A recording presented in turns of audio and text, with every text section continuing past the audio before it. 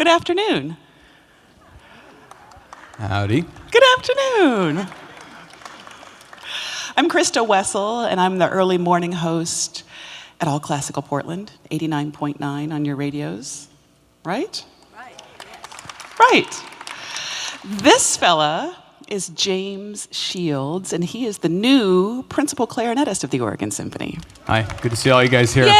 I heard some yay. Fresh blood, they're thinking. It's a lot of pressure. Wow. Welcome.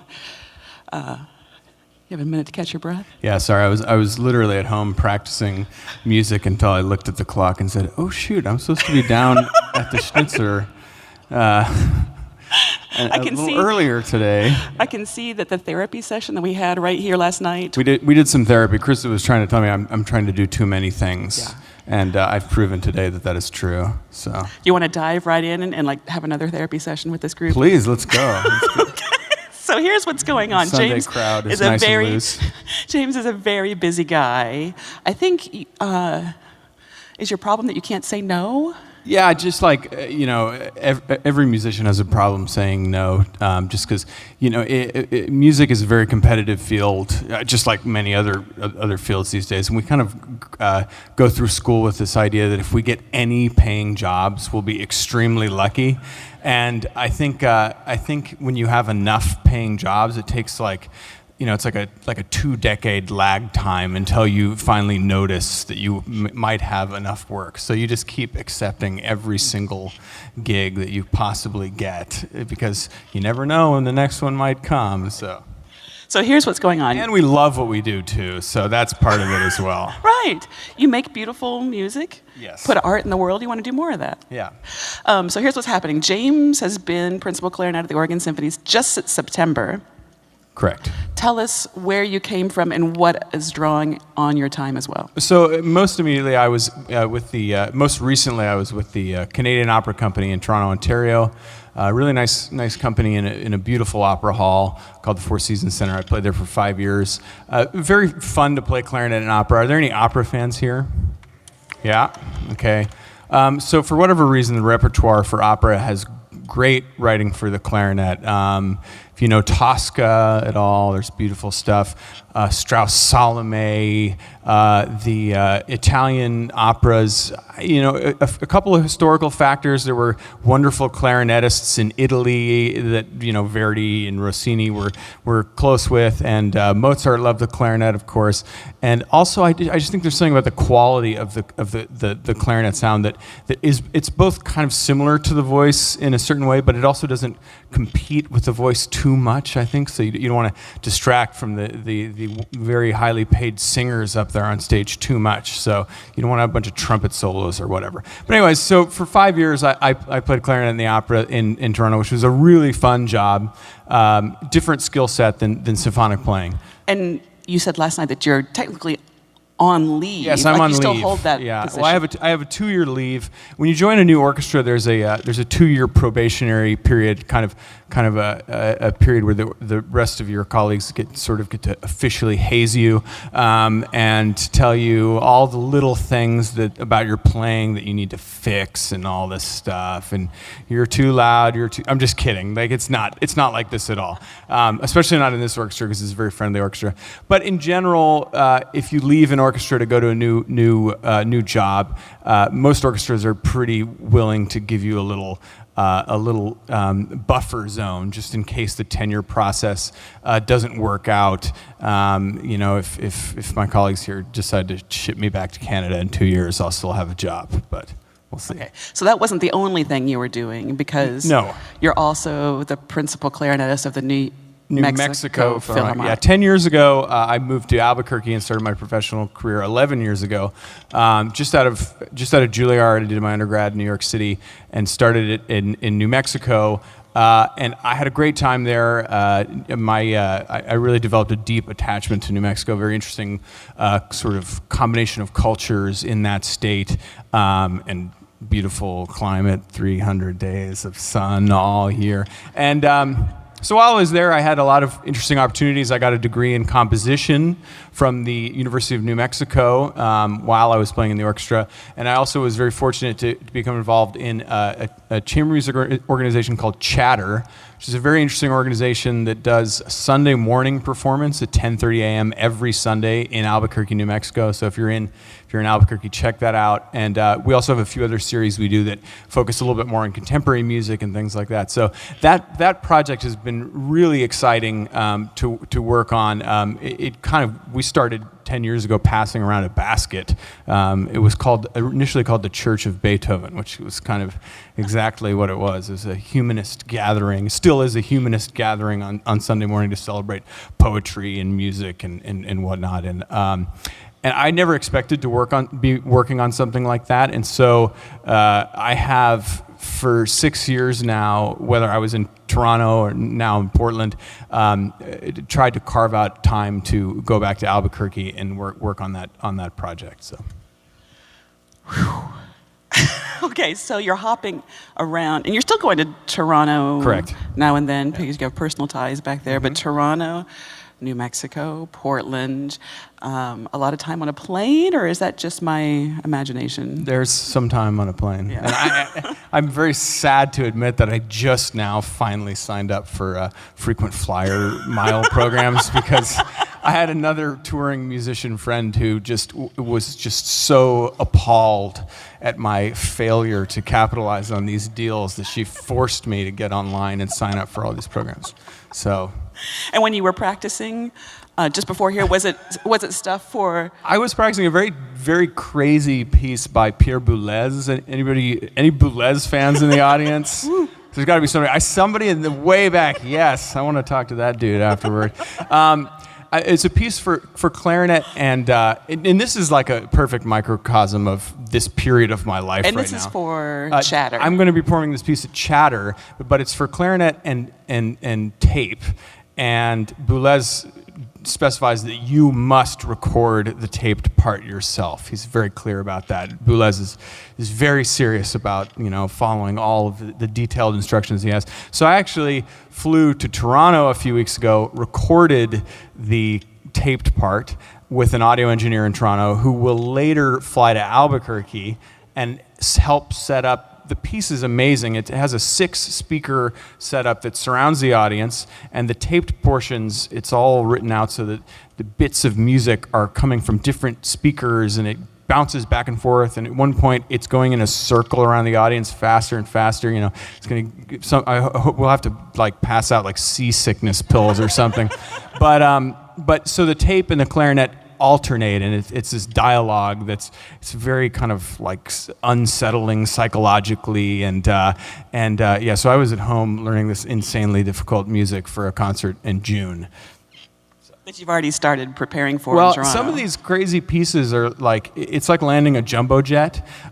If you don't start your descent early enough, I'll still have 3 weeks left before the concert, but I'll realize that it's already too late, and I'm going to miss the runway just because it's so difficult.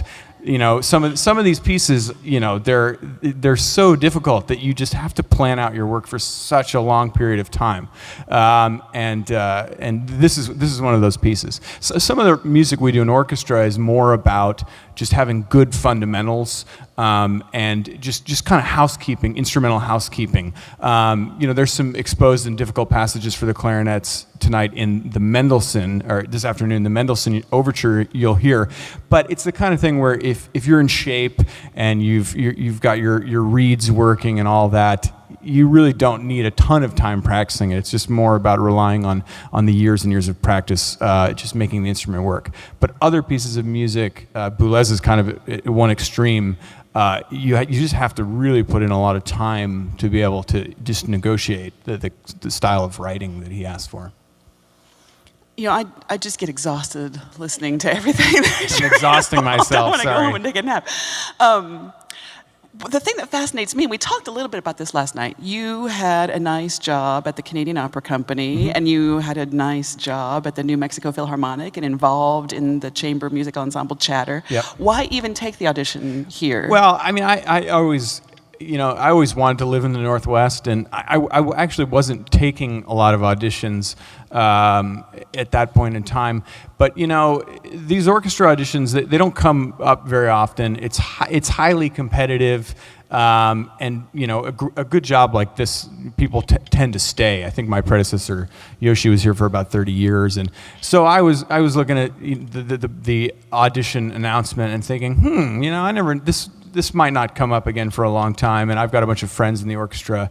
Evan Kuhlman, the contrabassoon, assistant principal bassoon, was in my freshman year woodwind quintet. So I was thinking, hell, I'll go to Portland and hang out with Evan. I'll sleep on his couch and take the bus to the Schnitzer Hall, play a couple clarinet excerpts. I probably won't win, but it'll be a good time, and yada yada yada. And my girlfriend in Toronto was sufficiently supportive of that approach, and we had a very hilarious phone conversation after I was offered the position. Just kind of thinking, heck, how are we going to deal with this? But we're figuring it out, 1 year at a time, 1 day at a time, one pre-concert talk at a time. Exactly. To add to the workload, do you know about classical up close? Actually, in your program, inside the back cover, is a big full-page ad for classical up close. If you're not aware, make yourself aware. The Oregon Symphony musicians, it's the next 2 weeks, right? This week and next, are giving free chamber music concerts all around town, and you are in about 3 or 4 of them. I'm in 3, and we have these Blitz concerts, which we've already started doing at Powell's bookstore yesterday. There was a cello quartet that performed, but we're also doing, I believe it's 6 evening performances that are kind of full-length events. You're going to hear small groups made up of musicians from the symphony playing all types of music, a lot of variety, and you get up close and personal with the players and get to ask questions and hear everyone in a little more exposed environment than you're used to hearing in the symphony when there's 80 of us playing or whatnot. And you're not doing anything wacky like that Boulez piece. No, Okay. no, not. But some fun things, like A Soldier's Tale by Stravinsky. Yeah, we're playing. Actually, we have rehearsal for that immediately following our performance today. We're going to go down to the lounge and try and learn to count Stravinsky's very difficult rhythms. We're doing some selections from Soldier's Tale, which is a really wonderful piece by Stravinsky.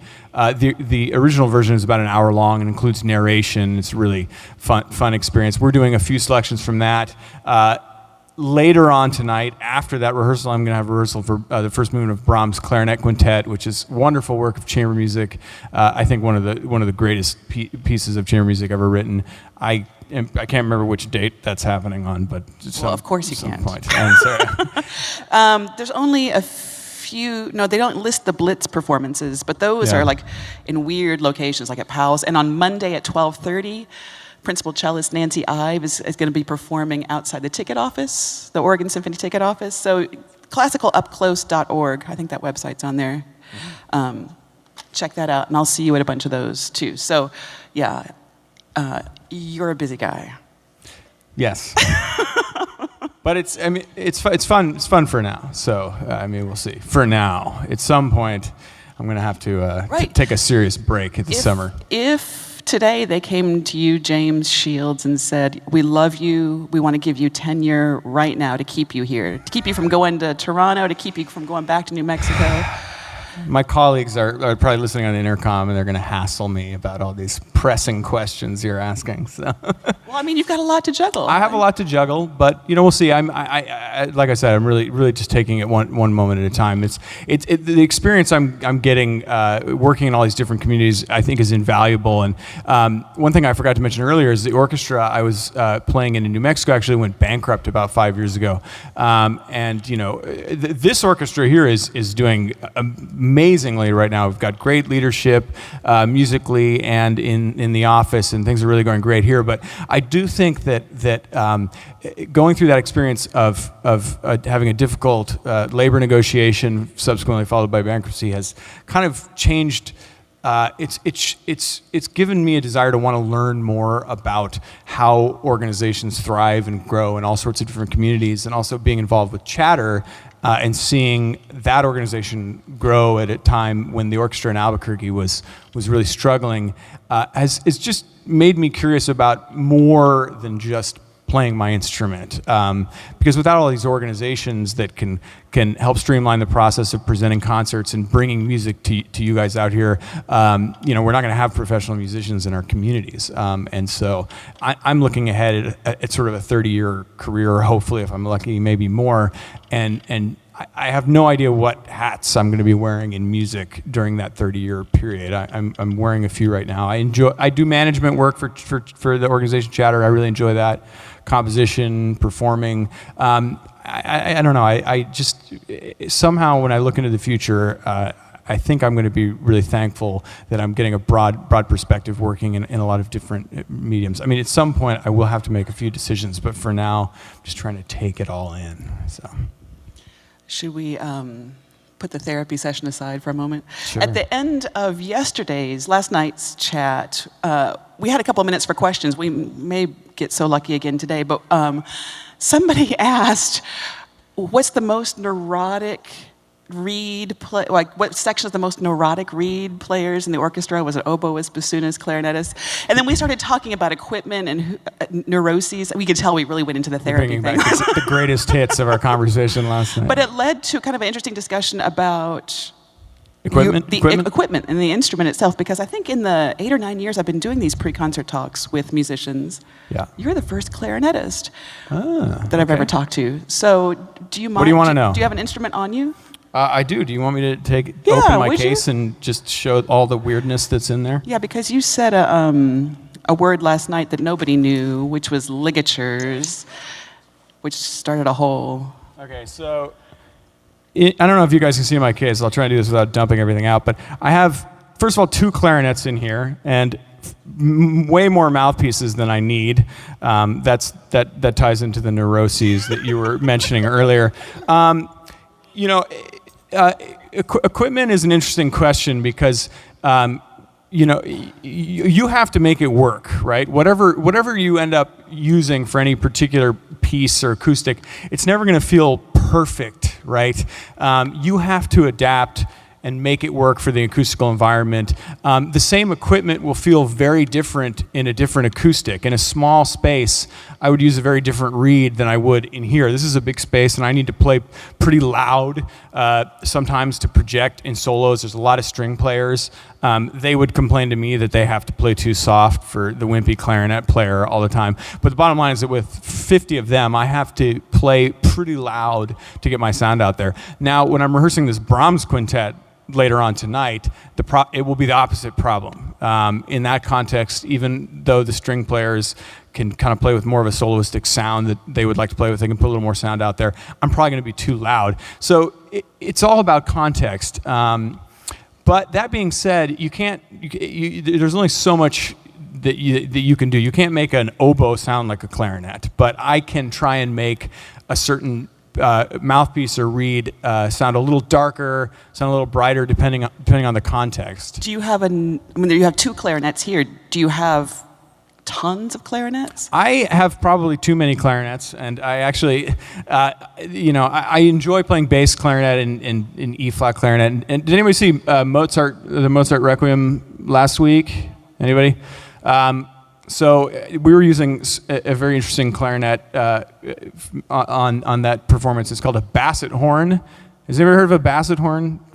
So Mozart wrote a lot for basset horn toward the end of his life. A clarinetist named Anton Stadler was a big champion of the basset horn, which is it's halfway between a bass clarinet and a clarinet, and a very interesting kind of haunting sound. But also these days I have a set of clarinets that's made out of a different wood. I meant to get them out of my locker, but I was late today, so there wasn't time. But this is a very dark wood. It's grenadilla wood. It's instrument makers love using it because it's very dense and it's easy to machine. What kind of wood did you say? Grenadilla, from Africa. I have another set of instruments that's made out of cocobola wood, and again, they just have slightly different acoustical properties, and that's largely because the different wood sort of inhibits and amplifies different frequencies, right? So, equipment and playing your instrument, it's all about feedback. But if I take this set of instruments out and I'm noodling around on stage and I'm kind of hearing what sound is coming back from the hall, the wood of these instruments will sort of inhibit and amplify different frequencies, which means that my embouchure and how I'm controlling the reed, I'll get that feedback, and it'll change how I'm blowing, how I'm using my embouchure, how much I can change the color of the sound, whether my attempts to manipulate the sound, how much of a change does that make? The Coca-Cola instruments have different properties, and I don't know. I mean, part of the process, I think, for a lot of players is just enjoying the exploration. When I was younger, I always wanted to find the perfect set of equipment, the perfect mouthpiece, and that led to a lot of really crazy bonkers comparing and recording and all that kind of stuff. And these days, I'm more open to just the constant, subtle, hopefully, experimentation of how does this ligature feel? She asked about the ligature. So ligature is just a device that holds the reed to the mouthpiece. It's this gold metal thing. I don't know if you guys in the back can see that, but a lot of modern ligatures are made of either metal or rubber. It used to be string back in the old days, and in the old days when clarinet was very, very new, it was all made out of the mouthpiece and the reed were made out of one piece of wood. It was very difficult to play. You actually played with the reed on your top lip rather than your bottom lip like we play now. Yeah. There's so many things to play with, and there's so much to learn. There are many variables, and unlike the violin, where a bow these days, it goes for $20,000. Everything I have is combined is less than $20,000. Clarinets are relatively cheap, which just means that it's inexpensive, relatively inexpensive, to buy a bunch of junk and screw around with it all the time. Okay. Can I ask you one last question before we have to wrap up and let the musicians take the stage to warm up? How many different clarinets will you be playing during the course of the program tonight? One? Well, tonight you're going to see 4 on stage because we play B flat and A clarinets. In the past, French horns used to have horns in all different keys, and then they developed valves, which made that obsolete. Trumpets used to be pitched in different keys. And clarinets used to be in all sorts of different keys, and for whatever reason, all the other instruments in the orchestra reduced down to playing one pitched instrument. But for whatever reason, and partly it's historical. There's a lot of the famous works for clarinet are written for clarinet in A. Mozart's quintet, his concerto, a lot of the Brahms chamber music, the Nielsen concerto for a clarinet in A, and I think that's part of the reason that this tradition of using B flat and A clarinet has stuck around. So we're almost always using B flat and A clarinets in the clarinet section here. But I'm actually going to have both of my sets of clarinets out, and I'm going to be, much probably to the frustration of my bassoon colleagues, switching over the stage. Back and forth. I've got my whole clarinet shop out back there. Getting in everyone's way. It's like a fire hazard. No one can escape the clarinet section if something happens. So, yeah. You are such a delight. And thank you Thanks for for having taking me. time out of your ridiculously busy schedule. This is our principal clarinetist, new to the Oregon Symphony, James Shields. Thank you. I hope you enjoy the concert. And I hope you enjoy the concert.